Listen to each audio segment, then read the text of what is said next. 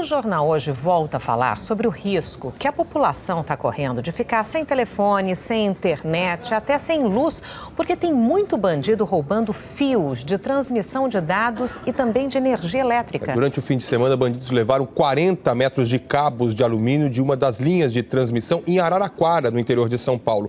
No mês passado, a mesma usina já tinha sido roubada. Os bandidos levaram 11 toneladas de fios.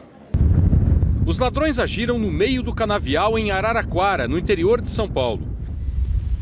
Eles cortaram, enrolaram, amarraram os cabos e deixaram para um caminhão retirar.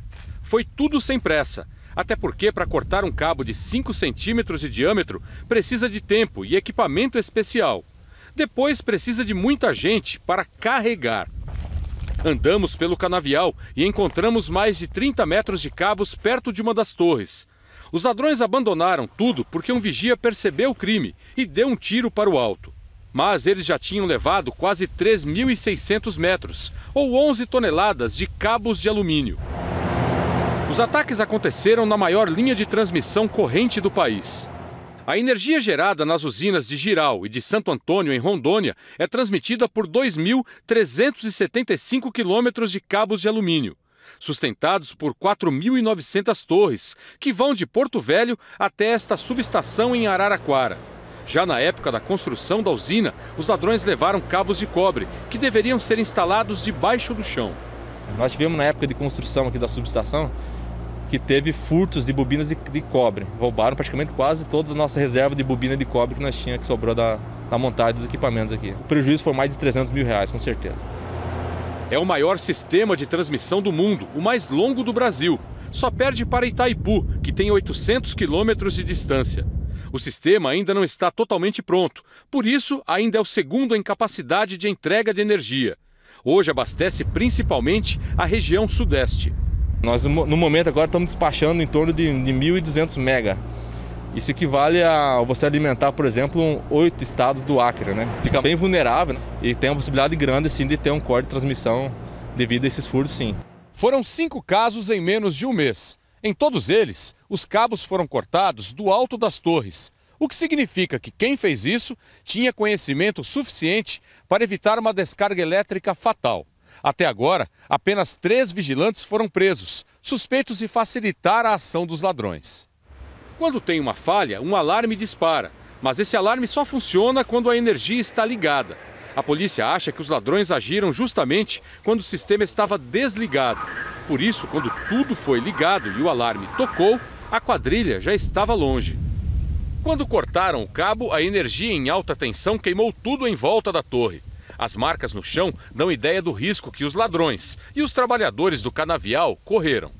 Para arrancar os cabos, a quadrilha derrubou uma torre de aço no chão e dobrou outras 2. Para consertar um cabo cortado, é preciso de uma equipe de pelo menos 15 pessoas trabalhando durante 10 dias. A partir daqui, a energia elétrica vai para as cidades.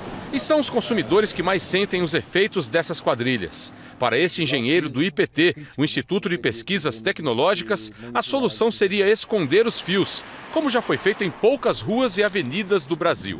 Eu acho que a única maneira que temos hoje de fazer essa redução é de melhorar a proteção mecânica. Então você tem, por exemplo, encapsular em concreto, usar técnicas que dificultem o acesso. Você tem que dificultar o acesso ao material, não tem outro jeito. Uma vez que o acesso seja conseguido, é fácil extrair porque eles são metais moles, é fácil cortar. Sem contar, né, Evaristo, que se passar os fios por baixo, né, do concreto das ruas, termina com essa poluição visual, né, que é tão feia. E a quantidade de fios que estão roubando é uma loucura. Muita coisa, Sandra. A gente separou aqui no telão algumas informações que foram apuradas pela nossa produção. E olha só os números que a gente chega. Se os fios roubados no ano passado na cidade de São Paulo, olha só quanto...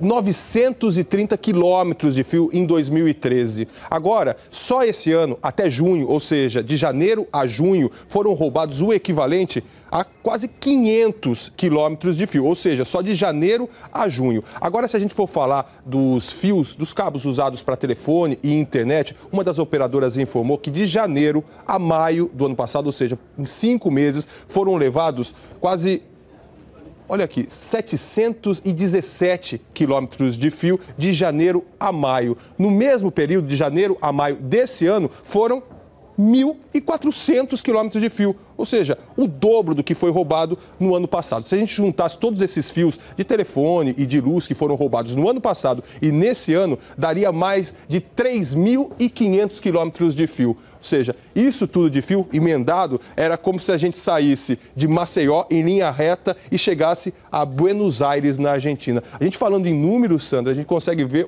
a quantidade de fio realmente que foi roubada. 3.563 quilômetros de fios. É uma viagem longuíssima essa, né?